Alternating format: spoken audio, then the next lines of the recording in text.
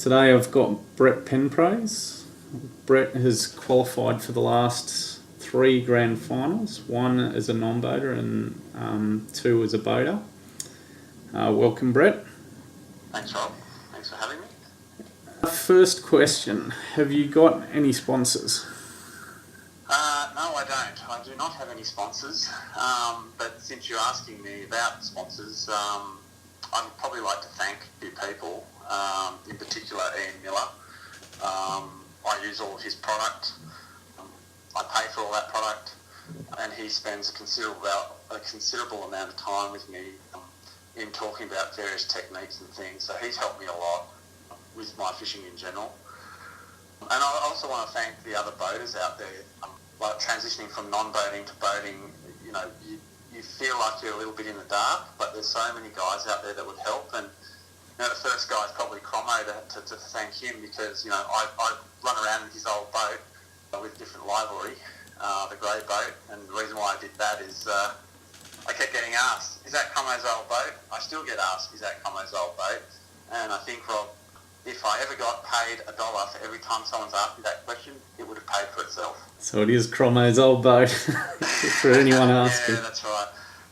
As I said, these top boaters around, they're out there to help. Like Chris Hickson spends a fair bit of time with me these days, talking about different things. Ross Canizaro helps me if I have some niggling problems with my motor from time to time. He's got his head around that thing left, right and centre. And these aren't major things. They're just like things that you learn as you own one of these bass boats. So it makes sense to leverage off the guys that have owned them for a long time. So you came from a tinny, like you had a tinny and you moved to a bass boat. And do you want to tell us a little bit how you found that transition? And yeah, there's a couple of aspects. The first thing is the bass boat, you can't treat it like a tinny. Like a tinny, you can set and forget and just have it in your garage and not worry about a lot of things. The bass boat, it comes with a lot more maintenance. And when I say a lot more maintenance, it's just, the pressure that we put these boats under in tournaments. They're shaking a lot, they're vibrating, things comes loose. So you've just got to be on top of all this sort of stuff compared to the odd Quintrex. And then the other thing is what I found, Rob, was in the Quintrex, because it had taller walls to it and it was a lighter boat, my style of fishing, particularly in tidal systems, was a lot quicker. And I had to adapt that when I went to bass boat, because the bass boat would drift a lot slower. Yep, that's interesting. With your boat, how do you go about setting it up for a tournament? Well, all my tackle's already set up. Like the one thing if I had to change one thing moving from non-boating to boating was in year 1 when I started boating, I didn't set my boat up like a traditional boater would with all of his tackle in that centre console. I literally had all my tackle in my bag like as a non-boating, and what I found was I was just wasting too much time. So number one thing is, lesson learned there is basically set the boat up properly, refine how all your tackle's packed, have it nicely labelled, have it accessible. And I'm even now toying with other elements where there's key pieces of tackle and equipment that I use in particular tournaments. I'll have a separate little pocket for that stuff that I'm continually using. For example, like instead of going into a box and getting plastics, I'll have them on hand already. I'll just have them there, ready to go.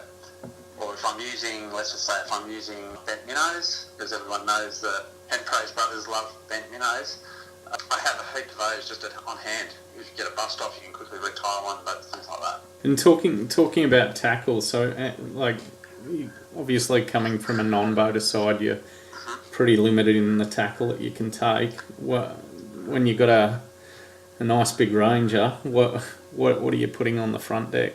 How many rods are you putting on there? So my rods, so when I was a non-boater, I pretty much carried 4 rods. Now that being said, my little brother, Nick, he carries 6. Now on the boat, I've probably expanded that to about 8 rods, and then I have another 2 up my sleeve that I use for other purposes, more to do with larger tides, bigger currents, deeper water sort of fishing. But you wouldn't use for bream fishing, but because I've done a lot of mulloway fishing, in particular in those winter months around reefs and things, the bycatch that I catch on that gear is bream. So I sometimes, on some of those systems that we fish in the tournaments, I'd actually take that gear with me. So when you're coming into a tournament, obviously there's a bit of prep that you do in terms of preparing for a venue. How do you approach pre-fishing and researching a venue?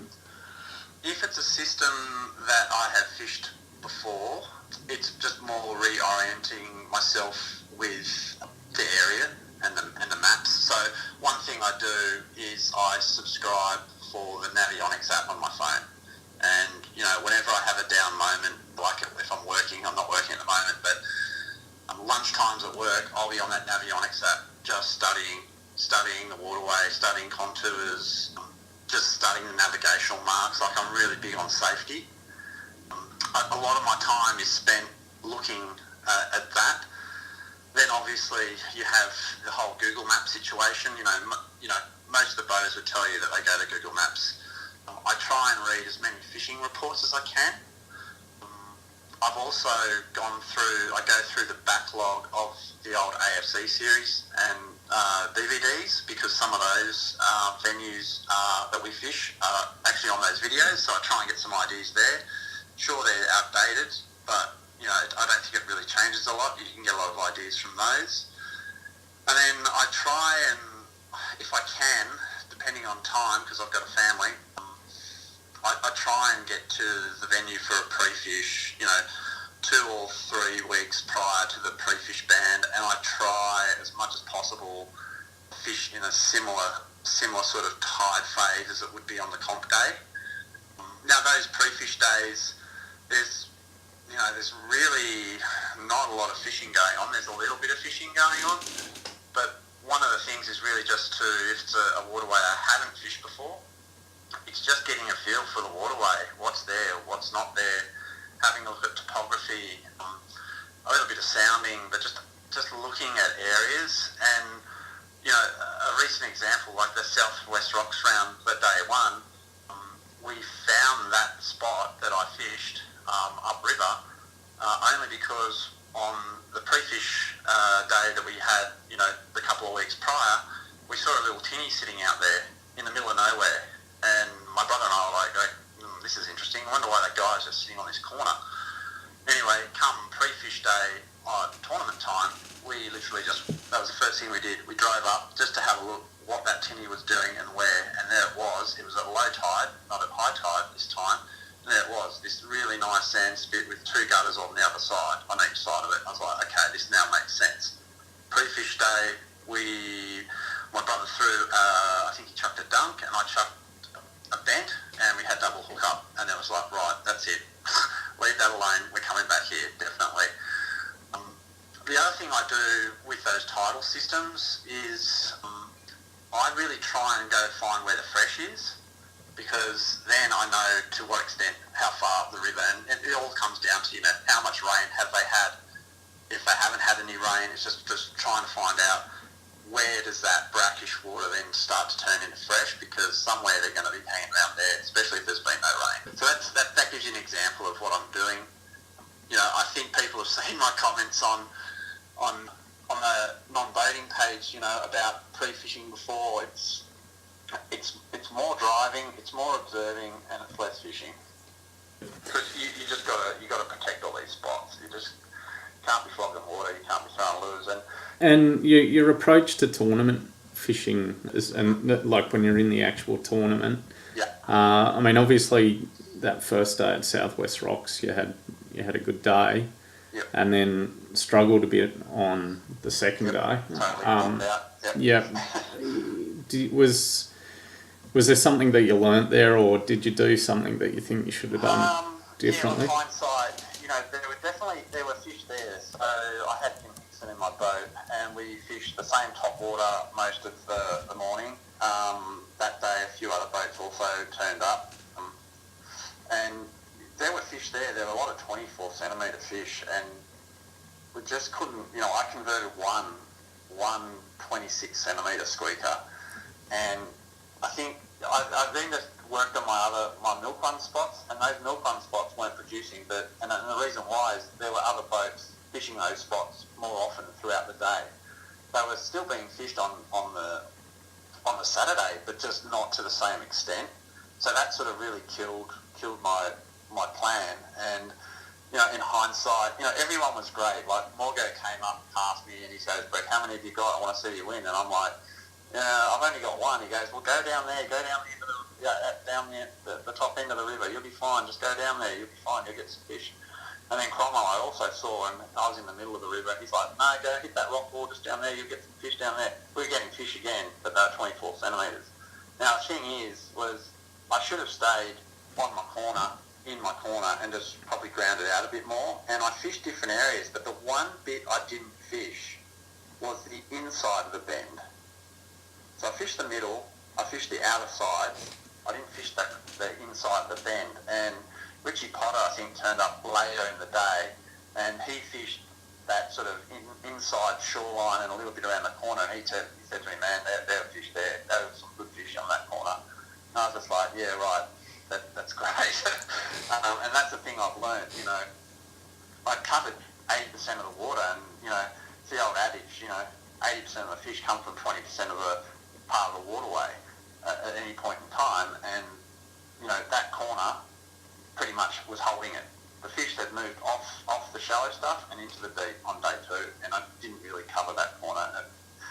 It just haunts me, but it's a good lesson to learn. Yeah, and that's what it's all about. It's learning as you go along and having some fun while you're doing it. So, are there lessons that you've learnt in terms of coming in as a new boater, and what you'd suggest to somebody thinking about coming in as a boater? I think there's a couple of ways. I guess it really depends to what extent and how much fishing you've done and how much non-boating you've done. Like, I think I'd only done two years of non-boating before I moved over, and so venues-wise, I was fairly limited, right? So, okay, I've got my home river, the Hawkesbury. Ironically, this year I couldn't fish that because I had work commitments. I was over in Europe watching it, so it would have been nice to fish that. And so out of that, I've really only fished Gippy and Coots and the Clarence a couple of times, and the Clarence hasn't been in it since I've been boating. So I was really limited to those areas. So every waterway's been new to me, and I would basically, whilst you're doing a tournament, you want to be competitive. You've also got to be realistic. And, maybe this is, my 43-year-old brain thinking, as opposed to being young and competitive. It's sort of like, you don't need to put yourself under that pressure. So you just go out there and you learn the waterways, and you just focus on the things that you know what to do and try and implement those. And sometimes it pays off and sometimes it doesn't. And I think it's trying not to get caught up. At the end of the day, you're competing against guys that have done this for, 7, 10, or even more, up to 15 years, right? So in different formats, not necessarily ABT format, it could have been AFC formats, it could have been teams events. So you just got to just pretty much go in with a fairly relaxed attitude and just not beat yourself up about it. Like, I guess Southwest Rocks is a prime example. Like, I come back with a heap of donuts, a heap of times, and, most people would say, "Yeah, I don't like it." Oh, of course I don't like it, but I'm not going to beat myself up about it. I'm just going to go back out there again, because as soon as I start beating yourself up about it, you start worrying about stuff you don't need to worry about. And you stop enjoying it. And you stop enjoying it, yeah. That's right. So, I pretty much do the tournament fishing now. It's my... I played professional cricket for 21 years at pretty much almost state level, and so I know what it's like to be competitive. I don't need to do that in fishing. I like to win, don't get me wrong. I like, but for me it's more a vocation. But that being said, you want to have a plan. So tip number 1 is, always have a plan. If you go into tournaments and you just rock up and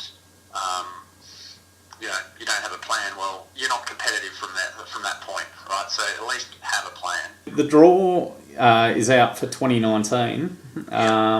What are your thoughts on? It's an interesting one. Interesting in a good way. Like, I think part of the reason why I do also this tournament fishing is just to fish different waterways, and there's some new venues in there. Like, believe it or not, I'm a Sydney sider. I've never fished Port Hacking at Botany Bay.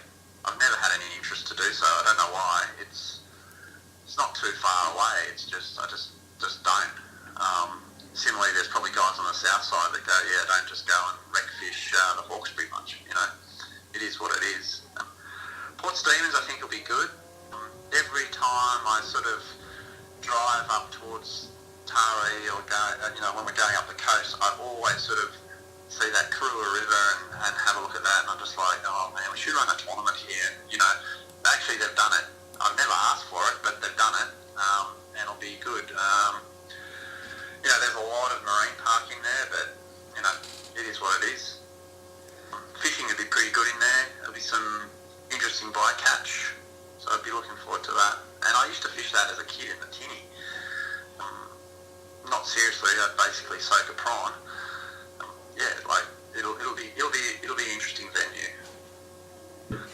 Now you've got the grand final coming up as well in December. So how are you approaching that, and how do you see that playing out? Yeah. Okay. So how do I see it playing out? Yeah. Well, I'd like to think I'd be half competitive. There's a lot of good anglers to compete against, like there is in any tournament, let alone it being a final series. How do I think it would pan out? Well, how am I approaching it first? Okay, so, basically what I'm doing, it's pretty much similar to what I just said. I've been really working the maps. For Bem and Marlow, there's not much really to look at, map-wise. They're fairly easy to navigate. There's not a lot of topography change, or it's not that well easily mapped. So in other words, people that are running their Insight Genesis, it just hasn't been sounded up a lot. There's a little bit there, but there's not a lot. Google Maps don't really give a lot away, so I'm relying on a couple of things. Well, I'm not relying. I'm basically working with another angler in another state to help sort of figure things out and basically get a game plan. We'll probably also share pre-fish duty because of the three venues, so we'll work out, between the two of us, who's going to do a Gippsland pre-fish and who's going to do a Bem/Marlow pre-fish, just to get an idea of where some fish are. I think Gippy, because Gippy's so big, I think what will happen is with Bem, and I'm saying this without really knowing their systems, right? So with Bem and Marlow, if they're just big flats from what I've been described with the little rivers running here and there, people will get fish, the fish will mill around. Most people will get fish. And that being said, I probably won't get any now because I've said it, but I think Gippy's going to be the decider because it's just so big, and the fish can be anywhere in that system. And if you don't pre-fish it, then you're just running the gauntlet unless you've got some real good local knowledge that you can leverage off. I noticed that the bakery's caught on fire the other week, so it's not so good. No more pies and sausage rolls for breakfast there. But there's some interesting resources around on Facebook you can find in relation to those areas. There's reports you can read.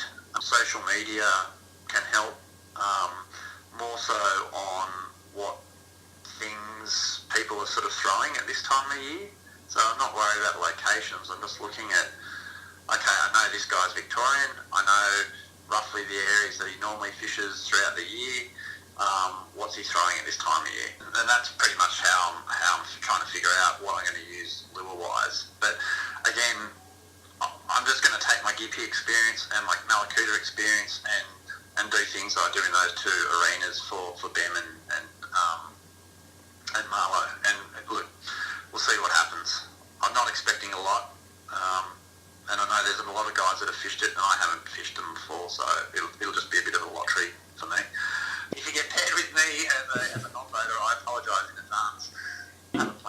you've got a plan and you've got a chance. And I mean, I think Steve was saying really anyone can catch the fish on any day, and it's just putting it together consistently, and you'll be up there. So, and there's an awesome prize this year. So yeah, there is. Yeah, like Simo's done a great job. I just wish he'd be a Ranger dealer at some point. I just like those Rangers, but he's got a great product, and from what I can tell, it looks like he serviced the market really well. Everyone's happy with their boats that they're bought. It's really good to see companies and individuals getting behind what I would call a semi-professional sport. In Australia, it's not like we have this abundance of resources, and it's really good to see guys like that put in the time and effort, and it's good to see them getting rewarded by tournament anglers in buying the product. It's the whole reason why at day one I buy Ian Miller's rods, because the guy for 20 or 30 odd years has been giving to the industry in different forms, whether it be writing articles for magazines, innovative rods. He's got a great product, so why would you not support an Aussie homegrown product?